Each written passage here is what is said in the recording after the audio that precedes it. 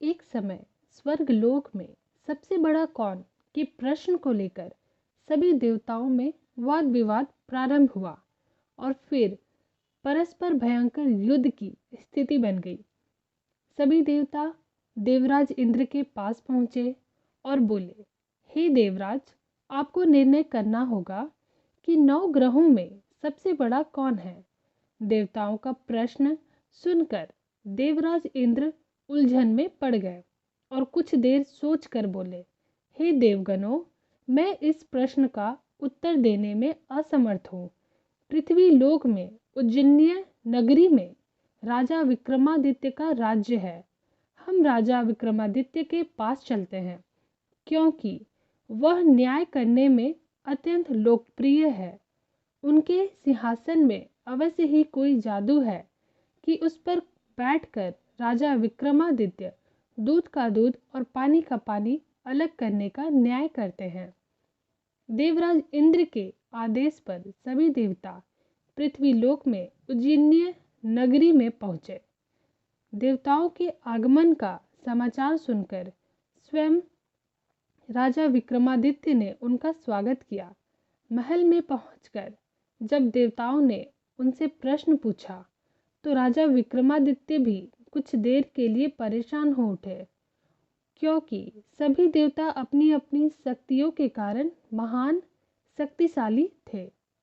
किसी को भी छोटा या बड़ा कह देने से उनके क्रोध के प्रकोप से भयंकर हानि पहुंच सकती थी। तभी राजा विक्रमादित्य को एक उपाय सूझा और उन्होंने विभिन्न धातुओं स्वर्ण, रजत, कांसा, तांबा, सीसा, रांगा, जस्ता, अभ्रक व लोहे के 9 आसन बनवाए। धातुओं के गुणों के अनुसार सभी आसनों को एक दूसरे के पीछे रखवा कर उन्होंने देवताओं को अपने सिंहासन पर बैठने को कहा। सब देवताओं के बैठने के बाद राजा विक्रमादित्य ने कहा, आपका निर्णय तो स्वयं हो गया। जो सबसे पहले सिंहासन पर विराजमान है वही सबसे बड़ा है। राजा विक्रमादित्य के निर्णय को सुनकर शनि देवता ने सबसे पीछे आसन पर बैठने के कारण अपने को छोटा जानकर क्रोधित होकर कहा, राजन, तुमने मुझे सबसे पीछे बैठाकर मेरा अपमान किया है। तुम मेरी शक्तियों से परिचित नहीं हो। मैं तुम्हारा सर्वनाश कर दूंगा। सूर्य एक राशि पर 1 महीने, चंद्रमा 2.25 दिन, मंगल 1.5 महीने, बुध और शुक्र 1 महीने, बृहस्पति 13 महीने रहते हैं, लेकिन मैं किसी के राशि पर 7.5 वर्ष रहता हूँ। बड़े बड़े देवताओं को मैंने अपने प्रकोप से पीड़ित किया है।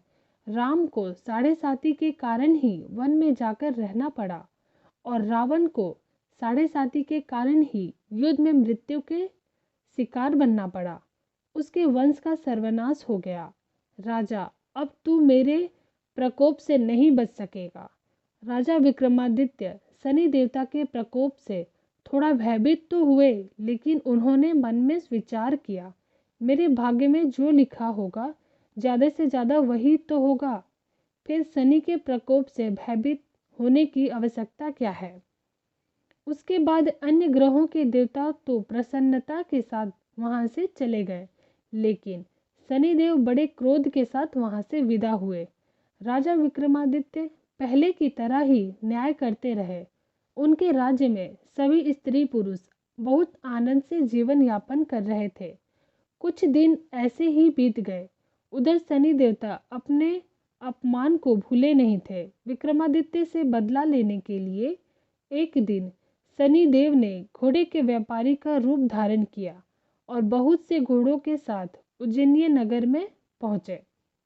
राजा विक्रमादित्य ने राज्य में किसी घोड़े के व्यापारी के आने का समाचार सुना तो अपने अश्वपाल को कुछ घोड़े खरीदने के लिए भेजा।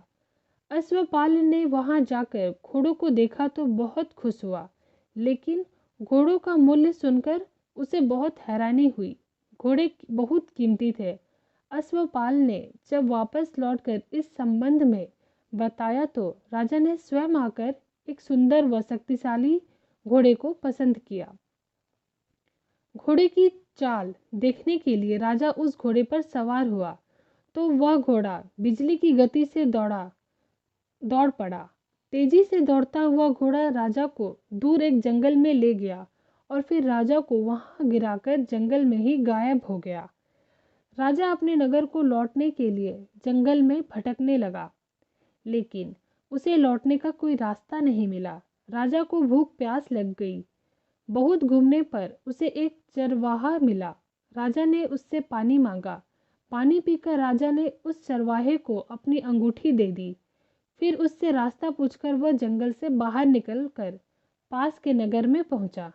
राजा ने एक सेठ की दुकान पर बैठकर कुछ देर आराम किया। उस सेठ ने राजा से बातचीत की तो राजा ने उसे बताया कि मैं उज्जैनीय नगर से आया हूँ। राजा के कुछ देर दुकान पर बैठने से सेठ जी ने बहुत बिक्री हुई। सेठ ने राजा को बहुत भाग्यवान समझा और उसे अपने घर भोजन के लिए ले गया। सेठ के घर में सोने का एक हार खूंटी पर लटका हुआ था। राजा को उस कमरे में अकेला छोड़कर सेठ कुछ देर के लिए बाहर गया। तभी एक आश्चर्यजनक घटना घटी। राजा के देखते देखते सोने के उस हार को खूंटी निगल गई। सेठ ने कमरे में लौटकर हार को गायब देखा तो चोरी का संदेह राजा पर ही किया, क्योंकि उस कमरे में राजा ही अकेला बैठा था। सेठ ने अपने नौकरों से कहा कि इस परदेसी को रस्सियों से बांधकर नगर के राजा के पास ले चलो। राजा ने विक्रमादित्य से हार के बारे में पूछा तो उसने बताया कि उसके देखते ही देखते खूंटी ने हार को निगल लिया था।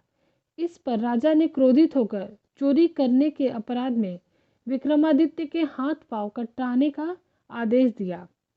राजा विक्रमादित्य के हाथ पांव काटकर उसे नगर की सड़क पर छोड़ दिया गया।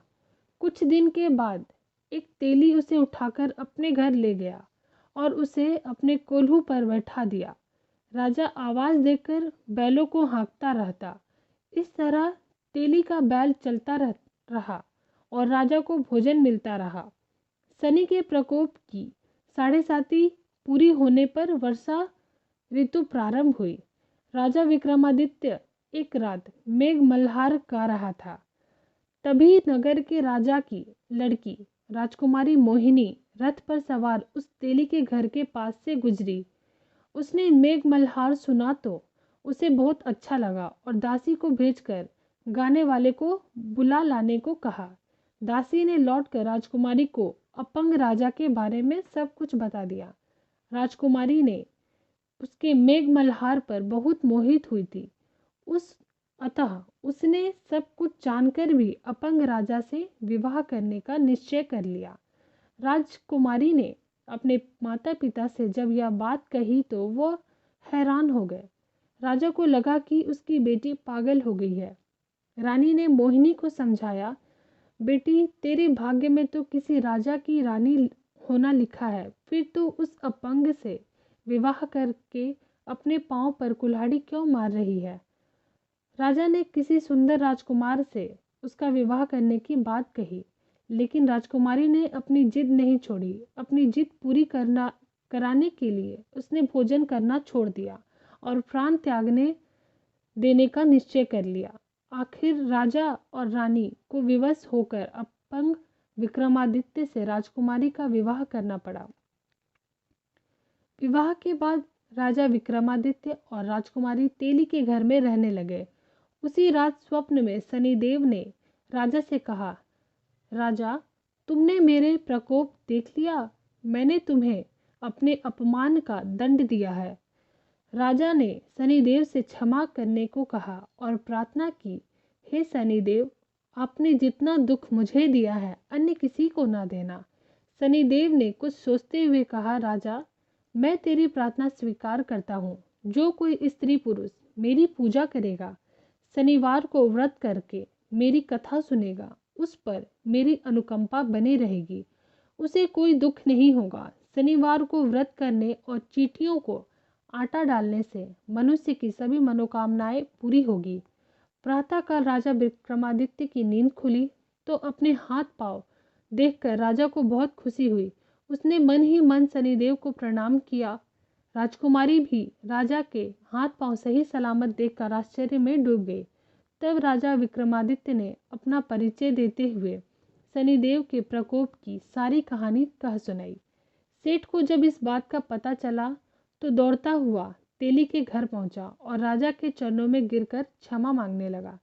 राजा ने उसे क्षमा कर दिया, क्योंकि यह सब तो शनिदेव के प्रकोप के कारण हुआ था। सेठ राजा को अपने घर ले गया और उसे भोजन कराया।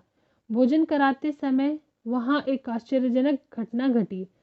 सबके देखते देखते उस खूंटी ने वह हार उगल दिया। सेठ जी ने अपनी बेटी का विवाह राजा के साथ कर दिया और बहुत से स्वर्ण आभूषण धन आदि देकर राजा को विदा किया। राजा विक्रमादित्य राजकुमारी मोहिनी और सेठ की बेटी के साथ उज्जैनी पहुंचे तो नगर वासियों ने हर्ष से उनका स्वागत किया। उस रात उज्जैनी नगर में दीप जलाकर लोगों ने दिवाली मनाई। अगले दिन राजा विक्रमादित्य ने पूरे राज्य में घोषणा करवाई, शनिदेव सब देवों में श्रेष्ठ है, सर्वश्रेष्ठ है। प्रत्येक स्त्री पुरुष शनिवार को उनका व्रत करे और व्रत कथा सुनने। राजा विक्रमादित्य की घोषणा से शनिदेव बहुत प्रसन्न हुए। शनिवार का व्रत करने और कथा सुनने के कारण सभी लोगों की मनोकामनाएं शनिदेव की अनुकंपा से पूरी होने लगी। सभी लोग आनंद पूर्वक रहने लगे। जय शनिदेव।